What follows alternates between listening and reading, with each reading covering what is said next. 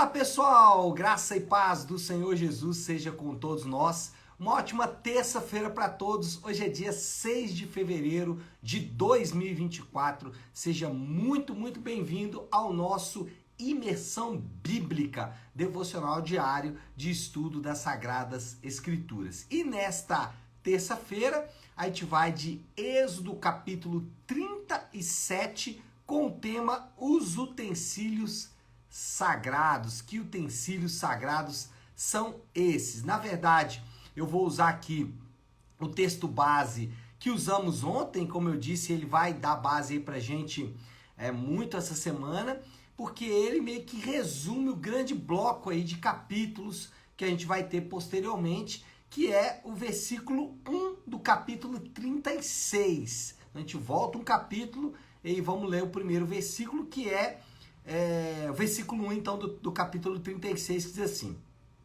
Assim, Bezalel, Aholiabe e todos os homens habilidosos a quem o Senhor concedeu sabedoria e habilidade para saber como realizar toda a obra de construção do santuário, farão a obra como o Senhor ordenou. Então, nós temos agora a execução daquilo que o Senhor ordenou que fosse feito.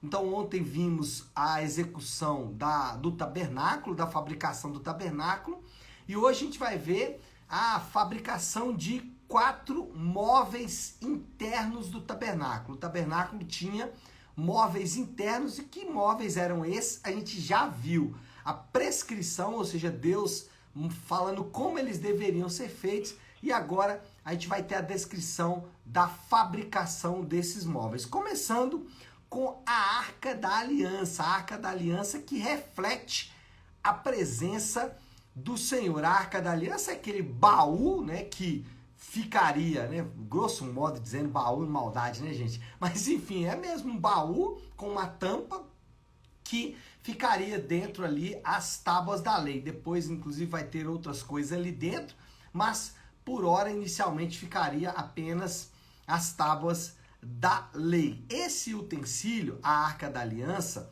ela era o único utensílio que ficaria dentro do lugar santíssimo. Nós temos ali no tabernáculo uma espécie de repartição. Essa repartição era feita com o véu esse que depois foi rasgado lá no templo, quando Jesus morreu, que separava também no templo esses dois ambientes. E no tabernáculo, o lugar santíssimo era o lugar onde ficava a arca. Era o único utensílio que ficava ali, então, dentro do lugar santíssimo. Essa descrição da fabricação da arca está no versículo 1 até o versículo 9, então a descrição da fabricação aí dessa arca, e ela respeita as ordens dadas lá no capítulo 25, do versículo 10 até o versículo 20. Depois nós temos a mesa e os outros utensílios da mesa: o prato, o recipiente para o incenso, as tigelas e a bacia para derramar as ofertas de cereal e de bebida. Esses utensílios ficavam então em cima da mesa. Todos eles eram para colocar tanto as ofertas de cereal como as ofertas de bebidas, ofertas líquidas. Também ficava o incenso, tanto o recipiente para o incenso, como também o próprio incenso. É importante aqui só depois, lá na frente, nós vamos entender melhor quais são essas ofertas de cereal, essas ofertas aí de bebida e tudo mais. Inclusive, o próximo livro que a gente vai ler, que é Levítico, ele começa descrevendo cada uma das ofertas, tá? Então, por hora, é importante só você saber que tinha uma mesa, essa mesa tinha ali em cima pratos, bacias e tal, para colocar as ofertas de cereal, as ofertas, né, de farinha e tudo mais, e também as ofertas de bebida. Essa descrição da mesa está no versículo 10 até o versículo 16, e ele respeita a descrição ou a prescrição dada por Deus lá no capítulo 25, do versículo 23 até o versículo 29. Terceiro utensílio é o candelabro de ouro. Candelabro de ouro, mas não só o candelabro de ouro, como os cortadores e os apagadores, tudo feito de ouro puro. Aqui é o único utensílio que é totalmente de ouro. Acho que também os pratos e as bacias também provavelmente eram de ouro. Mas o candelabro é chamado de candelabro de ouro, não por acaso, né? Ele é de ouro maciço. E o candelabro, ele é só para vocês se lembrarem, é aquela lâmpada, né? Quase que um símbolo nacional de Israel, com as suas hastes para cima. Então fica ali 7 hastes, né? Que eu fiz 8, né? Fica 7 hastes, uma haste central e 3 hastes de um lado, 3 hastes de outro. Em cima se acendia ali uma espécie de pavio com azeite e aquilo ficava ali iluminando o ambiente, no caso aqui iluminando a parte do lugar santo no tabernáculo. Esses outros utensílios, como eu disse, a única que ficava no lugar santíssimo era a arca, os outros ficavam no lugar santo, inclusive o candelabro ficava também no lugar santo. A descrição da fabricação do candelabro está no versículo 17 até o 23 e faz referência ao capítulo 25, 31 ao 40. E o último é o altar do incenso com o óleo sagrado. Esse óleo sagrado ele também ele seria usado, na verdade, no candelabro, e o incenso, que seria usado, obviamente, no altar do incenso, né, gente? Esse utensílio, o altar do incenso, junto com o óleo e o incenso, lembra que o óleo, quem está acompanhando o devocional comigo aí vai lembrar, o óleo e o incenso, eles tinham uma constituição própria que não podia ser copiada. Então, ninguém podia fazer incenso para sua casa usando ali a receita do incenso do tabernáculo. Está lá no versículo 25 até o 29, né? Um pouquinho mais curto, e faz referência tanto no capítulo 30, do 1 ao 5, como no capítulo 30, do 34 ao 38. Então, Arca da Aliança, mesa e utensílios, candelabro de ouro e altar do incenso. Algumas conclusões acerca deste texto. Primeira conclusão acerca deste texto. Não precisamos reconstruir estes utensílios. Eles serviram para um momento da história. Então, existe uma tendência hoje a reconstruir esses utensílios. É muito comum você chegar aí numa igreja, uma igreja evangélica, e você vê lá esses elementos, né, esses utensílios. Candelabro, então, é muito comum. Arca da Aliança, altar do incenso e mesa é muito difícil, acho que nunca vi. Mas Arca da Aliança e candelabro é muito, muito comum. E nós não precisamos reconstruir esses utensílios. Por quê? Porque eles serviram durante um tempo. As igrejas reformadas, as igrejas filhas da reforma, elas rejeitam completamente o uso de qualquer tipo de imagem. Sejam elas imagens, né, de santos ou mesmo outras imagens até que façam referência, por exemplo, aí ao antigo judaísmo. Para a fé reformada, para a fé cristã, bíblica, as duas únicas imagens que nós temos é o pão, que representa o corpo do Senhor moído em nosso favor, e o cálice, né, o vinho, que representa o sangue do Senhor entregue em nosso favor. Nós não usamos nenhuma outra imagem. As igrejas reformadas bíblicas, né, elas não usam nenhuma outra imagem a não ser essas duas imagens que são disponibilizadas no dia da ceia do Senhor. Aí algumas igrejas fazem uma vez por semana, outras uma vez por mês, outras a cada 3 meses, algumas até a cada 6 meses.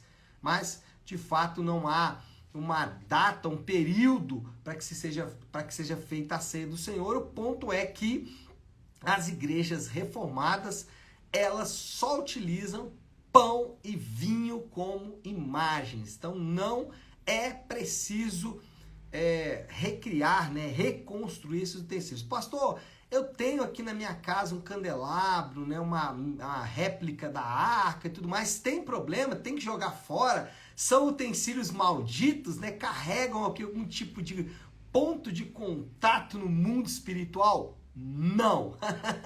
Não carregam nenhum ponto de contato, viu?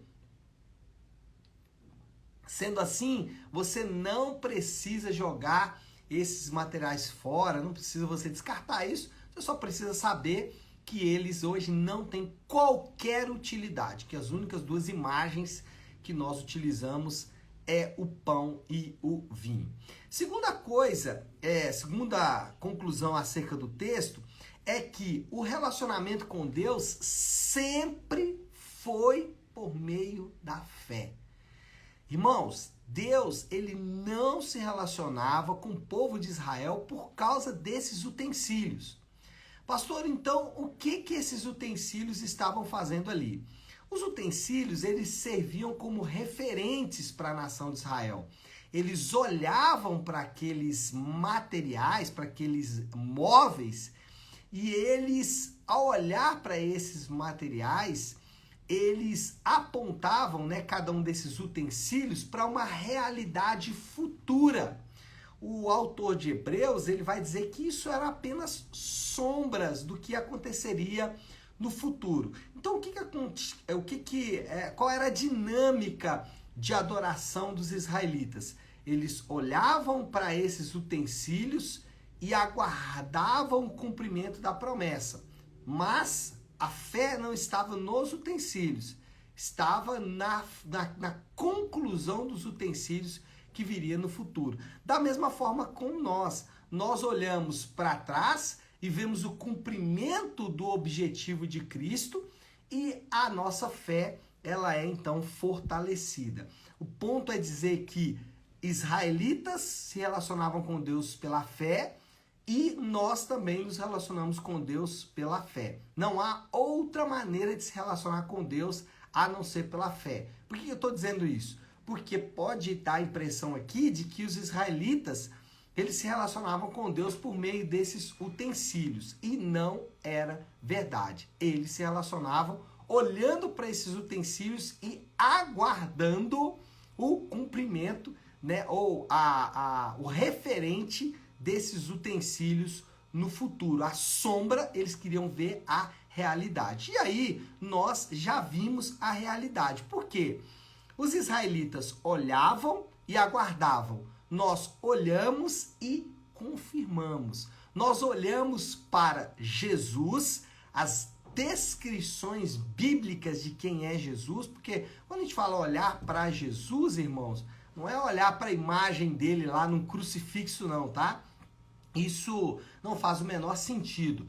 Nós olhamos para a imagem de Cristo descrita nas Escrituras. E quando olhamos para a imagem de Cristo descrita nas Escrituras, o que nós encontramos? Ele é a nossa Arca da Aliança. E o que era a Arca da Aliança? É o sinal da presença de Deus em nosso meio. E Jesus, ele é a nossa arca, ele é o sinal da presença de Deus em nosso meio. Então, o que a presença de Jesus no nosso meio nos lembra? Que nós temos acesso ao trono da graça de Deus. A arca da aliança no tabernáculo, ele servia para referenciar a presença de Deus. Jesus, ele é o nosso acesso à presença de Deus. Temos esse acesso garantido por meio do seu sacrifício. Olhamos para Jesus, ele é a nossa arca. Olhamos para Jesus, ele é o nosso sacrifício. Ele é a nossa oferta de cereal e de bebida. Essas ofertas, nós vamos falar sobre elas aí quando estudarmos o livro de Levítico, mas essas ofertas, principalmente a de cereal e a de bebida, eram ofertas de comunhão. E essas ofertas, elas representavam a comunhão de Deus com seu povo. Nós olhamos para Jesus e Jesus é a nossa oferta de comunhão. Ou seja, em Jesus nós somos aceitos por Deus por causa da oferta que Jesus entregou, o seu próprio corpo, para que pudéssemos ser completamente aceitos. E aqui existe uma certa progressão, né? Porque chegamos à presença de Deus, temos acesso, mas poderemos ter acesso e sermos rejeitados. Mas nós temos acesso e somos aceitos por Deus por causa do sacrifício de Cristo. Cristo também é o nosso candelabro, e o candelabro era um utensílio muito objetivo. Ele servia para iluminar o tabernáculo. Então, Cristo é a nossa luz. E aí tem 2 pontos em relação a Cristo ser a nossa luz. Porque as religiões pagãs, elas se referem à luz como uma força impessoal. Então você vai ouvir a pessoa dizendo assim, que seja um dia de muita luz para você, seja um ano de luz para você. É algo impessoal. Para nós, a luz é pessoal. A luz é Jesus. Jesus é a nossa luz. E como luz, ele ilumina o nosso interior, e isso significa que ele lança luz nas partes mais escuras da nossa alma, mostra que a nossa alma é completamente perdida sem ele, e ele nos direciona por meio da sua palavra, por meio da palavra de Deus, por meio do registro das Escrituras, nós somos direcionados. Então, o Senhor Jesus é o nosso candelabro, porque ele ilumina o nosso interior, mostra as partes mais escuras da nossa alma, mostra que sem ele, a nossa alma está perdida, e ele então nos direciona por meio da sua palavra. E ele é o nosso intercessor, o nosso incenso constante. Por isso que eu disse que, quando falei do incenso, não faz sentido um cristão acender incenso. Alguém pode dizer, pastor, eu acendo porque é perfumado. Bom, se você acende que é perfumado, eu depois vou indicar para você aí alguns outros perfumes que são muito melhores do que o incenso. Normalmente o incenso ele é uma prática religiosa pagã. Por que os cristãos não acendem incenso? Porque nós já temos um incenso constante que queima diante de Deus, que é o nosso Senhor Jesus. Ele é o nosso incenso constante, o nosso intercessor, é o seu papel de interceder por cada um de nós. Então, cada um desses utensílios tem o seu próprio referente, e o seu referente é o Senhor Jesus. Moral da história, já para a gente concluir o nosso devocional de hoje, o relacionamento dos crentes com Deus acontece somente através da fé e não por meio de utensílios, através da fé, por meio de Cristo, ou seja, Cristo é o referente de cada um desses utensílios por causa de sua graça benevolente. Por causa da graça de Deus, nós nos relacionamos com Cristo por meio da fé. É a única maneira de se relacionar com Cristo. E aí, o desafio do Léo para essa terça-feira é muito simples, né, irmãos? Diante desse cenário pintado aí, que lança sobre Jesus toda a nossa expectativa, a minha pergunta é, já glorificou a Deus hoje?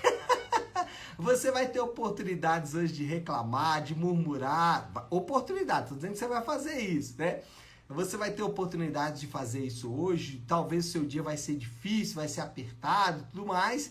Então, se você tiver oportunidade, glorifique a Deus. Fala, Deus, muito obrigado. O Senhor é maravilhoso. Eu adoro o teu nome por isso, porque o Senhor nos deu acesso pleno. É o nosso sacrifício, é a nossa luz e é o nosso intercessor. Tá certo, pessoal? Vamos orar? Vamos colocar tudo isso aí diante de Deus? Se você puder, então, pare aí um instante aquilo que você está fazendo e vamos juntos buscar a Deus em oração. Querido Deus, Pai de amor e graça, Senhor, nós nos deparamos nessa manhã com esse texto tão rico da Tua Palavra, a descrição da fabricação desses utensílios que serviram durante um tempo para referenciar o Teu povo, para que eles pudessem olhar para esses utensílios e aguardar o cumprimento da Tua promessa. Hoje, Pai, nós olhamos para trás e vemos que o Senhor cumpriu a Tua promessa. E olhamos agora, Senhor Deus, para o nosso Senhor e Salvador Jesus e vemos o cumprimento de cada um dos objetivos do Senhor, dos propósitos do Senhor, por meio desses utensílios em Jesus. Obrigado pelo Teu Filho amado. Glorificado e bendito é o nome do Senhor, que nos deu o Teu Filho como sinal da Tua presença no nosso meio, como oferta de comunhão, somos aceitos diante do Senhor. Obrigado, Senhor Deus, porque Cristo é a nossa luz e o nosso intercessor. Obrigado, Senhor Deus, louvado e glorificado seja o nome do Senhor por isso. Assim nós oramos, em nome de Jesus. Amém. Amém, pessoal? Bom, então é isso. Nós vamos ficando por aqui. Que Deus te abençoe. Uma excelente terça-feira para todos. Fiquem com Deus.